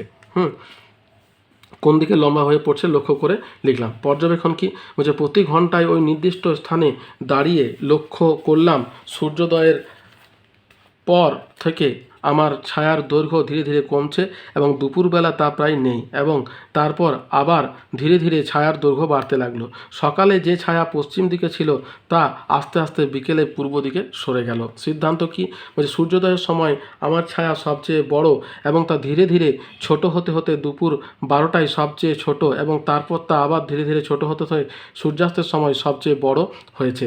পরবর্তী সময়ে ছায়ার দৈর্ঘ্য এবং লিখে রাখা ঘন্টা থেকে সময় আন্দাজ করব। এতে কিন্তু সেকেন্ড মিনিটের হিসাব না মিললেও ঘন্টার হিসাবটা কিন্তু পাওয়া যাবে। ঠিক আছে, তাহলে এটাই হচ্ছে তোমার পরীক্ষা। এরপরে দেখো যেটা আছে নেক্সট প্রশ্ন, যে পৃথিবীর আবর্তন গতি কিভাবে সময় নির্ণয়ে সাহায্য করে। তাহলে আমরা এই যে তোমার পৃথিবীর আবর্তন গতি থেকে কিভাবে সময়টা নির্ণয় করতে পারি, দেখো তোমাদের বইয়ে এখানে দেওয়া আছে। বলছে পৃথিবীর সময় চলে সূর্যের দৈনিক আপাত গতির সঙ্গে তাল রেখে। তাহলে সূর্যের দৈনিক আপাত গতি কাকে বলে সেটা আমি তোমাদের বোঝালাম। তাহলে ওইটার সঙ্গে তাল রেখে কিন্তু সময় নির্ণয় করা হয়। পৃথিবী নিজের অক্ষে চারিদিকে এক পা শেষ করতে সময় নেয় তোমার 24 ঘন্টা বা একদিন। এবারে 1 ঘন্টা সময়কে 60 ভাগে ভাগ করলে পাওয়া যায় 1 মিনিট, আবার 1 মিনিট সময়কে 60 ভাগে ভাগ করলে পাওয়া যায় 1 সেকেন্ড। বুঝতে পেরেছো? তাহলে দেখো মাঝে একটা কথা বলে রাখি, আমরা এইভাবে যে সময়টা পেয়ে থাকি, ধরো মাথার উপরে তোমার সূর্য এলে দুপুর 12টা, তারপর এটা, এগুলো কিন্তু হচ্ছে স্থানীয় সময়। বুঝতে পারছো? যদিও সেটা নিয়ে পরে আমরা আলোচনা করছি, কিন্তু এখানে তবুও কথাটা বলে রাখি, এই স্থানীয় সময় অনুযায়ী কিন্তু কোনো কাজকর্ম হয় না বা অফিসিয়াল কাজকর্ম কিন্তু হয় না। আমরা যে অফিসিয়াল কাজকর্মগুলো করে থাকি সেটা কিন্তু প্রমাণ সময় অনুযায়ী হয়। তাহলে আমরা এই যে তোমার সূর্য ঘড়ি বলো বা এই পৃথিবীর আবর্তনের বলো বা তোমার এই যে সকালে যে সূর্যোদয় হচ্ছে কটা সময়, এগুলো সবই কিন্তু হচ্ছে স্থানীয় সময়, প্রমাণ সময় কিন্তু নয়। এবং আমাদের যে অফিসিয়াল কাজ, আমরা যে সময় ধরে ঘড়ি ধরে যে কাজ করি, সেগুলো কিন্তু সময় স্থানীয় সময় নয়, সেটা হচ্ছে প্রমাণ সময়। বুঝতে পেরেছো? এবার দেখো এখানে কতগুলো প্রশ্ন তোমাদের দিয়েছে, এগুলোর উত্তর আমি বলে দিই। বলছে এখন কটা বাজে। তাহলে সাপোজ তুমি আমি এখন যে ভিডিওটা করছি এখন বাজছে তোমার সকাল 10টা। ঠিক আছে, এই সময়টা কোন জায়গার? সাপোজ তুমি যে জায়গাতে আছো সেই জায়গার। আমি এখানে আমাদের ক্যাপিটাল যেহেতু কলকাতা, তাই আমি কলকাতা লিখেছি। ঠিক আছে, তোমার শহরের, তোমার দেশের, না গোটা পৃথিবীর? তাহলে তুমি এই যে সময়টার কথা বললে সকাল 10টা, এই সময়টা তোমার কোথাকার? তোমার শহরের শুধুমাত্র, তোমার দেশের শুধুমাত্র, না গোটা পৃথিবীর? তাহলে এইটা হবে কি বলতো, এইটা কিন্তু আমাদের দেশের এবং শহরের, গোটা পৃথিবীর কিন্তু নয়। যেহেতু আমাদের দেশের একটাই মাত্র প্রমাণ সময় আছে। বুঝতে পেরেছো? কিছু কিছু দেশ আছে যাদের কিন্তু একাধিক প্রমাণ সময় আছে, যেমন রাশিয়া হচ্ছে পৃথিবীর সবথেকে বড় দেশ এবং তাদের 7টি প্রমাণ সময় আছে। চীনের আছে 2টো। হ্যাঁ, আমাদের পৃথিবীতে কিন্তু, আমাদের দেশে কিন্তু একটাই প্রমাণ সময় আছে। তাই কি হয়, এই সময়টা কিন্তু শুধুমাত্র আমাদের দেশের এবং আমাদের শহরের, পৃথিবীর কিন্তু নয়। এখন আমাদের ঘড়িতে যা সময় জাপান বা টোকিও বা আমেরিকাতে যুক্তরাষ্ট্রের শিকাগোতে ঘড়ি কি একই সময় দেখাবে? না, দেখাবে না। জাপানকে আগে দেখাবে, যেহেতু জাপানকে সূর্যোদয়ের দেশ বলা হয়। আমি এর আগেও তোমাদের সঙ্গে আলোচনা করলাম যে জাপান যেহেতু পূর্ব গোলার্ধে অবস্থিত, তাই তার সময় কিন্তু এগিয়ে থাকবে। বুঝতে পেরেছো? অর্থাৎ আমাদের যদি তোমার সকাল 10টা বাজে, তাহলে সে কিন্তু আরও বেশি সময় থাকবে, অর্থাৎ সেখানে হয়তো দুপুর 12টা হবে। বুঝতে পেরেছো? অর্থাৎ এগিয়ে থাকবে সে কিন্তু। আর আমেরিকা যুক্তরাষ্ট্র এ কিন্তু পিছিয়ে থাকবে, যেহেতু এরা পশ্চিম গোলার্ধে অবস্থান করছে। আজকের তারিখ কত? তাহলে আজকের তারিখ ধরো তুমি সাপোজ এই 30/6/2026। ঠিক আছে, তারিখটা কোথাকার? তারিখটা হচ্ছে তোমার আমার শহর এবং আমার দেশের, পৃথিবীর কিন্তু নয়। তোমার দেশের, তোমার শহরের, না গোটা পৃথিবীর? আমার দেশের অবশ্যই, আমার শহরের অবশ্যই, কিন্তু গোটা পৃথিবীর নয়। তারিখটা শুরু হলো কোথা থেকে এবং পৃথিবীর ঠিক কোন জায়গা থেকে শুরু হয় নতুন দিন? তাহলে যেটা আন্তর্জাতিক তারিখ রেখা, সেখান থেকে কিন্তু নতুন দিনের শুরু হয়। এখান থেকে যদি আমরা পূর্ব গোলার্ধে যাই, একটা দিন বাড়বে, পশ্চিম গোলার্ধে গেলে একটা দিন কমে যাবে। বুঝতে পেরেছো? এবার দেখো তুমি কতক্ষণ রাত্রে ঘুমো। তাহলে আমরা রাত্রে মোটামুটি 6 থেকে 8 ঘন্টা ঘুমোই। আমি এখানে রাত্রিতে 8 ঘন্টা লিখেছি। হ্যাঁ, স্কুলে পোশাক পরে তৈরি হতে তোমার কতক্ষণ সময় লাগে? 15 মিনিট সময় লাগে মোটামুটি। তারপরে স্কুলে 100 মিটার দৌড় প্রতিযোগিতার সময় বিজয়ী কতক্ষণে তার দৌড় শেষ করেছে? মোটামুটি 30 সেকেন্ড বা হাফ মিনিট আমরা বলতে পারি। এই প্রশ্নগুলোর উত্তর দেওয়ার সময় ঘন্টা, মিনিট, সেকেন্ড কোথায় কোনটা ব্যবহার করেছো খেয়াল করো। এবার দেখো এখানে এই যে তোমার আন্তর্জাতিক তারিখ রেখার যে কথাটা বললাম, এখানে ম্যাগেলানের যে গল্পটা তোমরা পড়েছিলে, এখানে তোমার প্রথমে তো আমরা যে চ্যাপ্টারটা আলোচনা করেছি পৃথিবীর, তোমার এই যে তুমি কোথায় আছো, এখানে কিন্তু ম্যাগেলানের গল্পটা কিন্তু তোমাদের পড়ানো হয়েছে। দাঁড়াও, তুমি কোথায় আছো না পৃথিবী গোল, না সরি, পৃথিবী কি গোল, এই চ্যাপ্টারটা যখন পড়ানো হয়েছে অর্থাৎ দ্বিতীয় অধ্যায়, এখানে কিন্তু এই দেখো ম্যাগেলানের গল্পটা কিন্তু তোমার পড়ানো হয়েছিল। তাহলে ম্যাগেলান কি করেছিল, ক্রমশ পশ্চিম দিকে যাত্রা শুরু করে আবার সেই বন্দরে এসে পৌঁছে প্রমাণ করেছিল যে পৃথিবী তোমার গোলাকার। তো এই যে ম্যাগেলানের যখন করেছিল তখন কিন্তু তার একটা সমস্যা হয়েছিল, কি বলতো, সে যখন তোমার নিজেদের দেশে এসে পৌঁছেছিল তখন তার কিন্তু একটা ডেট পিছনে ছিল তার দেশ, মানে তারিখটা কিন্তু একটা দিন কম ছিল তার ক্যালকুলেশন অনুসারে। তো এটা এখানে দেখো কী বলছে, ফার্ডিনান্ড ম্যাগেলান এবং তার সঙ্গীরা 1519 সালে পৃথিবী প্রদক্ষিণের অভিযান শুরু করে। অভিযান চলাকালীন 1521 সালে ম্যাগেলান মারা যান, ঠিক আছে। ইনি খ্রিস্ট ধর্মে ধর্মান্তরিত করতে গিয়ে ওই এই নিউ ফাউন্ডল্যান্ডের কাছে এই যে উপকূলটা আছে এখানে এসে সে কিন্তু এখানকার মানুষদের খ্রিস্ট ধর্মে ধর্মান্তরিত করতে যায়, নিয়ে সেখানকার মানুষদের সঙ্গে তার যুদ্ধ বাঁধে এবং সেই যুদ্ধে কিন্তু ম্যাগেলান মারা যায়, ঠিক আছে। এবং তার যে সঙ্গী ছিল তোমার নিকোলাস না কি নাম ছিল তার, সে কিন্তু এই যাত্রাটাকে শেষ করেছিল। তো 1522 সালে তার সঙ্গীরা দেশে ফিরে লক্ষ্য করেন তাদের হিসেবের সঙ্গে তাদের দেশের ক্যালেন্ডার কিন্তু আর মিলছে না। অর্থাৎ তাদের হিসেব অনুসারে সেদিন যদি সোমবার হয় তখন দেশে তখন মঙ্গলবার চলছে, অর্থাৎ একটা দিন কিন্তু তোমার সে এগিয়ে গেছে, বুঝতে পেরেছ। অর্থাৎ তার যদি সোমবার হচ্ছে তখন দেখছে যে দেশে কিন্তু মঙ্গলবার হয়ে গেছে, তাহলে হিসাবের কোনো ভুল হয়নি। তাহলে পুরো একটা দিন কোথায় গেল, তার কারণ হচ্ছে সে যখন আন্তর্জাতিক তারিখ রেখা অতিক্রম করেছিল তখন কিন্তু তাকে একটা দিন কমিয়ে দিতে হতো, সেটা কিন্তু সে করেনি। তাহলে পৃথিবী পশ্চিম থেকে পূর্বে 24 ঘন্টায় এক ভাগ কাটছে, তাই সূর্য পূর্ব দিকে উদিত হয় এবং পৃথিবীর পূর্ব দিক জায়গায় সময় এগিয়ে থাকে, যত পশ্চিমে যায় ততই কিন্তু পিছিয়ে যায়। 31শে ডিসেম্বর নাগাদ, তাহলে দেখো প্রথমে এই প্রশ্নটার উত্তর আমরা দেব যে ম্যাগেলানের কি সময় হয়েছিল। তাহলে দেখো কীভাবে সময় নিয়ে করবো। তারপরে দেখো ম্যাগেলান অভিযানে একদিন হিসাব মেলেনি কেন, তাহলে এটা আমি তোমাদের ওখানে আলোচনা করলাম। এবার দেখো ম্যাগেলানের হিসাবটা কি আছে আমি একটু তোমাদের দেখাই। তাহলে হচ্ছে ফার্দিনান্ড ম্যাগেলান এবং তার সঙ্গীরা 1519 সালে পৃথিবী প্রদক্ষিণের অভিযান শুরু করে। যখন 3 বছর পরে দেশে ফিরলেন তখন তারা দেখলেন দেশের ক্যালেন্ডারের সঙ্গে তাদের হিসাব মিলছে না, অর্থাৎ তাদের হিসাবে সেদিন সোমবার হলেও দেশের ক্যালেন্ডারে মঙ্গলবার চলছে, ঠিক আছে। এর কারণ তারা পৃথিবী পরিক্রমণ করতে করতে যখন জাহাজ নিয়ে প্রশান্ত মহাসাগরের ওপর দিয়ে আসার সময় আন্তর্জাতিক তারিখ রেখা অতিক্রম করে পূর্ব গোলার্ধে প্রবেশ করেছিল তখন একদিন বাড়িয়ে দিতে হবে তা তারা বুঝতে পারেননি, তাই দেশে ফিরে তাদের হিসাবে কিন্তু একদিন কম হচ্ছিল, বুঝতে পেরেছ। অর্থাৎ তাদের একটা দিন তোমার যেহেতু বাড়িয়ে নিতে হতো সেটা করেনি, তাই কি আছে সোমবার হয়েছে কিন্তু দেশে এসে দেখছে মঙ্গলবার হয়ে গেছে, ঠিক আছে। অতএব এটাই হচ্ছে তোমার তাদের সমস্যা। এবার দেখো তার পরের যে প্রশ্নটা দেখো তোমাদের বইয়ে দেওয়া আছে, তার ম্যাগেলানের সমস্যাটা সমাধান হলো। এরপর দেখো পরের পাতাতে আমরা চলে আসি যে পৃথিবী ঘোরার সাথে সাথে তুমি যদি জাহাজে বা প্লেনে করে একই দিকে উল্টো দিকে যেতে থাকো তাহলে কি হবে। হ্যাঁ, একই দিকে বা উল্টো দিকে যদি যেমন ম্যাগেলান করেছিল সেটা যদি তুমিও করো তাহলে কি হবে সেটা দেখো। বলছে পৃথিবী ঘোরার সঙ্গে সঙ্গে অর্থাৎ পশ্চিম থেকে পূর্ব দিকে যদি জাহাজ বা প্লেনে করে যাওয়া যায় তবে সময় ক্রমশ এগিয়ে যাবে, ঠিক আছে। পূর্ব দিকে যদি যায় তাহলে কিন্তু এগিয়ে যাবে, যদি উল্টো দিকে যায় অর্থাৎ পূর্ব দিক থেকে পশ্চিম দিকে যদি যাওয়া হয় তাহলে সময় কিন্তু পিছিয়ে যাবে, অর্থাৎ একই দিনের আগের সময়ে পৌঁছে যেতে হবে। আবার জাহাজ বা প্লেনে করে পৃথিবীর ঘোরার দিকেই অর্থাৎ পশ্চিম থেকে পূর্ব দিকে যেতে যেতে যদি আন্তর্জাতিক তারিখরেখা পার হয়ে পূর্ব গোলার্ধে প্রবেশ করা হয় তাহলে একদিন সময় বাড়িয়ে নিতে হবে। এবং পৃথিবীর ঘোরার উল্টো দিকে অর্থাৎ পূর্ব থেকে পশ্চিমে যেতে যদি আন্তর্জাতিক তারিখরেখা পার হয় তাই পশ্চিম গোলার্ধে প্রবেশ করা হয় তাহলে একদিক কমিয়ে নিতে হবে। তা দেখো এখানে দিন কমিয়ে নিতে হবে বাড়িয়ে নিতে হবে কিন্তু সময় একই থাকবে, বুঝতে পেরেছো। সময়টা কিন্তু ধরো বিকাল 4টের সময় যদি অতিক্রম করো তাহলে কিন্তু বিকেল 4টেই থাকবে। দেখো এখানে দেওয়া আছে জিনিসটা, আমি এখানে তোমাদের বইয়ে পড়াই তাহলে বুঝতে পারবে। বলছে এইসব সমস্যা সমাধানের জন্য মূলমধ্যরেখার ঠিক বিপরীতে 180 ডিগ্রি দ্রাঘিমা রেখা অনুসরণ করে প্রশান্ত মহাসাগরের ওপর দিয়ে 180 ডিগ্রি আন্তর্জাতিক তারিখ রেখা ঠিক করা হয়েছে, কিন্তু এই তারিখ রেখাকে কোথাও কোথাও বাঁকিয়ে দেওয়া হয়েছে। এই প্রশ্নটা কিন্তু তোমাদের আসে, কখনো কখনো বাঁকিয়ে দেওয়া হয়েছে কেন।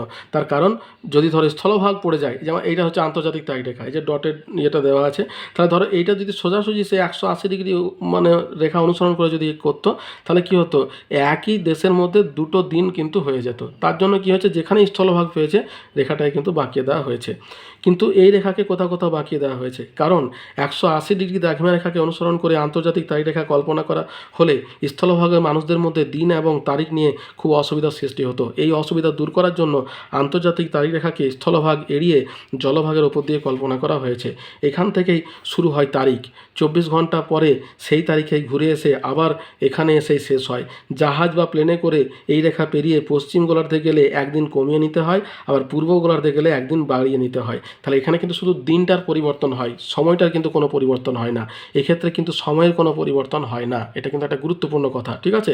অর্থাৎ তোমার ঘড়িতে যদি বিকেল 4টে বাজে, তাহলে তারিখ রেখা পার হওয়ার পর ঠিক পরে বিকেল 4টেই থাকবে, শুধু পাল্টে যাবে তারিখটা। অর্থাৎ তুমি যদি পূর্ব দিকে যাও 1 তারিখের জায়গায় ওটা 2 তারিখ হয়ে যাবে, আর পূর্ব থেকে যদি পশ্চিম দিকে আসো তাহলে 1 তারিখের জায়গায় সেটা আগের মাসের, অর্থাৎ সেটা 30 হোক 31 হোক, শেষ দিন যেটা হবে সেই মাসটা কিন্তু হবে, ঠিক আছে। এবার দেখো এখানে পরে তোমাদের যেটা দিয়েছে, বলছে আন্তর্জাতিক তারিখরেখা মানচিত্রে খুঁজে বার করো কোন কোন দেশ, দ্বীপপুঞ্জ এবং নতুন দিন, নতুন মাস, নতুন বছরকে প্রথম পায় তার তালিকা তৈরি করো। অর্থাৎ এখানে তালিকাটা তৈরি করতে বলছে, দেখে পড়ে। গ্লোব দেখে বলো তো আন্তর্জাতিক তারিখরেখা কোন দিকে পূর্ব গোলার্ধ আর কোন দিকে পশ্চিম গোলার্ধ। অর্থাৎ এই যে ধরো আন্তর্জাতিক তারিখরেখা, এর এই ডান দিকটা হচ্ছে তোমার পূর্ব গোলার্ধ, আর বাঁ দিকটা হচ্ছে তোমার এই দিকটা হচ্ছে তোমার পূর্ব গোলার্ধ। অর্থাৎ ভুল বললাম আমি, আন্তর্জাতিক তারিখরেখা এখানে যেটা তোমার অঙ্কন করা হয়েছে এর বাঁ দিকটা হচ্ছে পূর্ব গোলার্ধ এইটা। অর্থাৎ জাপান, অস্ট্রেলিয়া, ভারত এগুলো সবই কিন্তু পূর্ব গোলার্ধে পড়ছে, আর পশ্চিম গোলার্ধে পড়ছে তোমার এই ডান দিকের যেগুলো আছে, অর্থাৎ আমেরিকা, উত্তর আমেরিকা, দক্ষিণ আমেরিকা। এই দিকে গেলে একদিন পিছিয়ে যাবে, এই দিকে এলে একদিন এগিয়ে যাবে, বুঝতে পেরেছো। যেহেতু পৃথিবী পশ্চিম থেকে পূর্বে আবর্তন করছে, এই যে এইদিকে এই দিক থেকে এই দিকে, এটা পশ্চিম দিক, এটা পূর্ব দিক, তাহলে পশ্চিম থেকে পূর্বে আবর্তন করছে। তাহলে এই গেল তোমার আমাদের সময়ের ধারণাটা বা আন্তর্জাতিক তারিখরেখা। এবার দেখো যেটা আছে হিসাব মেলেনি। তো পৃথিবী ঘোরার সঙ্গে সঙ্গে এই প্রশ্নটার উত্তর আমরা করলাম। এরপর দেখো 180 ডিগ্রি দ্রাঘিমাকে আন্তর্জাতিক তারিখরেখা ধরা হয় কেন, তাহলে এইটা প্রশ্নটার উত্তরটা করলাম। এবার স্থানীয় সময় এবং প্রমাণ সময় কাকে বলে, তাহলে এরপরে দেখো পরের পাতাতে তোমার স্থানীয় সময় এবং প্রমাণ সময় দেওয়া আছে। আমি যদিও তোমাদের এর আগেই বললাম যে স্থানীয় সময় মানে ওই যে তোমার সূর্য ঘড়ি বা সূর্যের অবস্থানের উপর ভিত্তি করে যে সময় নির্ধারণ করা হয় তাকে স্থানীয় সময় বলা হয়।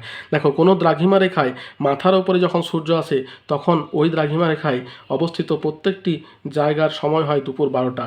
সেই কারণে দ্রাঘিমা রেখাকে মেরিডিয়ান একটি ল্যাটিন শব্দ যার অর্থ হচ্ছে মিড ডে বা মধ্যাহ্ন বা দুপুর 12টা যে সময় গণনা করা হয় তা হলো কোনো স্থানের স্থানীয় সময়।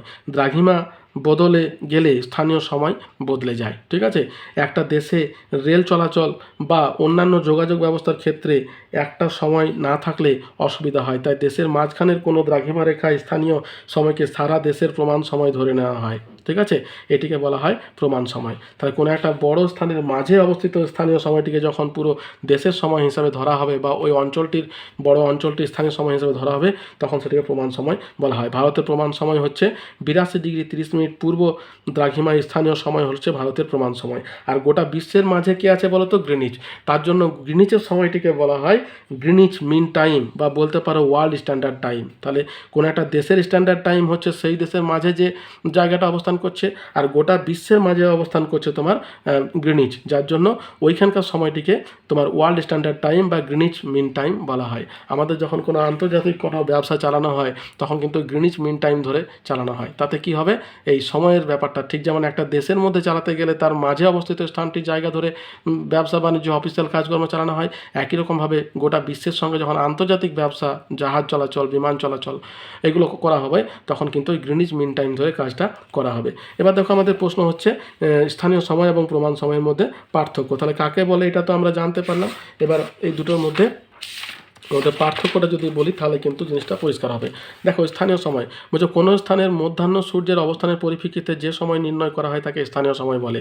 অন্যদিকে কোনো একটি দেশের প্রশাসনিক কাজকর্ম পরিচালনার জন্য দেশের মধ্যভাগ দিয়ে প্রসারিত নির্দিষ্ট দ্রাঘিমা রেখার স্থানীয় সময়কে প্রমাণ সময় বলে। স্থানীয় সময় নির্ণয়ের ভিত্তি হলো মধ্যাহ্ন সূর্যের অবস্থান, অন্যদিকে প্রমাণ সময় নির্ণয়ের ভিত্তি হলো দেশের মাঝখান বরাবর প্রসারিত দ্রাঘিমা রেখার স্থানীয় সময়। স্থানীয় সময় দেশের বিভিন্ন স্থানীয় সময় লক্ষ্য করা যায়, অন্যদিকে সাধারণত পূর্ব পশ্চিমে অপেক্ষিত কম বিস্তৃত দেশের একটি প্রমাণ সময় লক্ষ্য করা যায়। দ্রাঘিমা রেখার পরিবর্তনের সঙ্গে সঙ্গে স্থানীয় সময়ের পরিবর্তন হয়, কিন্তু প্রমাণ সময় বলছে দ্রাঘিমা রেখার পরিবর্তন ঘটলে সাধারণত প্রমাণ সময়ের পরিবর্তন হয় না। হ্যাঁ, তারপরে স্থানীয় সময় বলছে একই দেশের বিভিন্ন স্থানের স্থানীয় সময় ভিন্ন হওয়ায় স্থানীয় সময়ের ব্যবহার কিন্তু কম। হ্যাঁ, আমরা যে সমস্ত সময় ব্যবহার করি কোনোটাই কিন্তু স্থানীয় সময় নয়, সবই প্রমাণ সময়। আর সারা দেশের প্রমাণ সময় এক এবং অভিন্ন হওয়ায় পৃথিবীর সব দেশের সমস্ত কাজে প্রমাণ সময় ব্যবহার কিন্তু বেশি। কলকাতার স্থানীয় সময় 88°30' পূর্ব দ্রাঘিমার সময় অনুযায়ী গণনা করা হয়। অন্যদিকে ভারতের প্রমাণ সময় 82°30' পূর্ব দ্রাঘিমার সময় অনুযায়ী গণনা করা হয়। তাহলে এই হচ্ছে দুটো সময়ের মধ্যে পার্থক্য। এবার দেখো AM এবং PM, anti meridian, post meridian. দেখো অ্যান্টি মেরিডিয়ান, পোস্ট মেরিডিয়ান মানে আমাদের দিনের শুরু বা আমাদের যে ABCD অ্যালফাবেট হয় তার শুরুটা হয় এ দিয়ে, বুঝতে পেরেছো? তাহলে দিনের শুরুটা হবে এ দিয়ে, এটা মনে রাখো। তাহলে AM বা অ্যান্টি মেরিডিয়ান মানে কি, সকাল 00 থেকে শুরু করে দুপুর 12টা পর্যন্ত বা 12টার আগে পর্যন্ত হচ্ছে তোমার আমাদের AM বা দুপুর 12টা পর্যন্ত। দেখো কি বলছে, বেশিরভাগ রেল স্টেশন, এয়ারপোর্ট বা 24 ঘন্টার ঘড়ি ব্যবহার করা হয়। হ্যাঁ, তাতে রাত 3টে দেখানো হয় 3 আওয়ার্স, দুপুর 3টে দেখানো হয় 15 আওয়ার্স, দুপুর 12টাকে 12 আওয়ার্স, রাত 12টাকে 00 দেখানো হয়। তাহলে রাত 12টা থেকে দুপুর 12টা পর্যন্ত, দেখো মনে রাখো 00 থেকে দুপুর 12টা পর্যন্ত সময়কে AM বা অ্যান্টি মেরিডিয়ান। অন্যদিকে দুপুর 12টা থেকে রাত 12টার আগে পর্যন্ত সময়কে বলছে তোমার পোস্ট মেরিডিয়ান বা PM। সুতরাং 3 AM বলতে রাত 3টে এবং 3 PM বলতে দুপুর 3টেকে বোঝায়। তাহলে AM PM কাকে বলে বুঝতে পারলে। এবারে এই দুটোর মধ্যে আমরা পার্থক্যটা তোমাকে একটু মানে বলবো, তাহলে জিনিসটা বুঝতে পারবে। তাহলে কোনো স্থানের মধ্যরাত্রির পর থেকে পরবর্তী মধ্যাহ্ন পর্যন্ত সময়কে AM বলা হয়। তাহলে দেখো 00 থেকে দুপুর 12টা পর্যন্ত হচ্ছে AM, এটা মনে রাখো, ঠিক আছে? শুরু থেকে দুপুর 12টা পর্যন্ত AM, দুপুর 12টার পর থেকে রাত্রি 12টা বা 24টা পর্যন্ত হচ্ছে PM। কোনো স্থানের মধ্যাহ্নের সময় থেকে মধ্যরাত্রি পর্যন্ত সময়কে PM বলা হয়। AM হচ্ছে অ্যান্টি বা বিফোর মেরিডিয়ান, অর্থাৎ মধ্যাহ্নের পূর্বের সময়। অন্যদিকে PM কথাটা অর্থ হচ্ছে আফটার মেরিডিয়ান, অর্থাৎ মধ্যাহ্নের পরবর্তী সময়। রাত্রি 12টা থেকে যথাক্রমে 1, 2, 3, 4 করে 12টা পর্যন্ত সময় প্রকাশ করা হয় AM দিয়ে। অন্যদিকে দুপুর 12টা থেকে 13, 14, 15, 16, 17, 18, 24 পর্যন্ত সময় প্রকাশ করা হয় PM দিয়ে। তাহলে অ্যান্টি মেরিডিয়ান এবং পোস্ট মেরিডিয়ান। তাহলে এই গেল তোমার এই দুটোর মধ্যে উত্তর। এবার দেখো শেষে কয়েকটা প্রশ্ন দিয়েছে, বলছে স্টেশনের ঘড়িতে 20 বাজে, সাধারণত ঘড়িতে তখন কটা বাজবে? তাহলে কটা বাজবে? 8টা, রাত্রি 8টা। 20টা মানে রাত্রি 8টা, এখান থেকে যদি আমরা বিয়োগ দিই তাহলে সময় হবে রাত্রি 8টা বা 8 PM। ঠিক আছে, এটার উত্তর হবে 8 PM। আর কোথায় এরকম ধরনের ঘড়ি দেখেছো? তাহলে এরকম ধরনের ঘড়ি মানে ঘড়িতে তোমার স্টেশনের ঘড়িতে যেমন 12টা, 13টা, 14টা বাজে, আমাদের ঘরের ঘড়িতে তো আর সেটা বাজে না, আমাদের এখানে ম্যাক্সিমাম 12টা বাজে। কিন্তু এটা জেনে রাখো, আগে যখন মানে পুরোনো দিনের ঘড়িতে কিন্তু 24টা বাজতো। হ্যাঁ, এবং তারও আগে তোমার কি হতো, মানে 24টা যখন কাটা করতে অনেক কষ্ট হতো তখন কিন্তু দুটো ঘড়িতে ভাগ করা হয়েছিল, এবং দুটো মানে একটা 12টা হতো আর একটা 12টা হতো, এবং তারপরে কি হলো, ওই দুটো ঘড়ির পরিবর্তে একটা ঘড়িকেই তোমার AM PM এ ভাগ করা হলো। তাহলে সর্বপ্রথমে 24 ঘন্টার একটা ঘড়ি ছিল, তারপরে সেটাকে দুটো ভাগে ভাগ করা হলো 12 করে। এবার সেটা থেকেও অসুবিধাটা দূর করার জন্য এখন একটা ঘড়িতেই AM PM এ 12, 24টা ভাগ করা হলো, বুঝতে পেরেছো? তাহলে আর কোথায় এরকম ঘড়ি দেখেছো? তাহলে এরকম ঘড়ি কোথায় দেখা যাবে? যেখানে মানে আন্তর্জাতিক স্তরে কাজ করা হবে, যেমন তোমার বিমানবন্দর, জাহাজ বন্দরে কিন্তু এরকম ধরনের ঘড়ি দেখতে পাওয়া যায়। ঠিক আছে, তাহলে দেখো আমি আশা করছি তোমাদেরকে অনেকটাই বোঝাতে পারলাম। এরপরও যদি কোনো প্রশ্ন থাকে আমাকে কমেন্ট বক্সে লিখে পাঠাও, আমি উত্তর দেওয়ার চেষ্টা করব। ভিডিওটা ভালো লেগে থাকলে একটা লাইক দিও, বন্ধুর সঙ্গে শেয়ার করো, চ্যানেলটা সাবস্ক্রাইব করে রাখো। দেখা হচ্ছে পরের ভিডিওতে। ধন্যবাদ।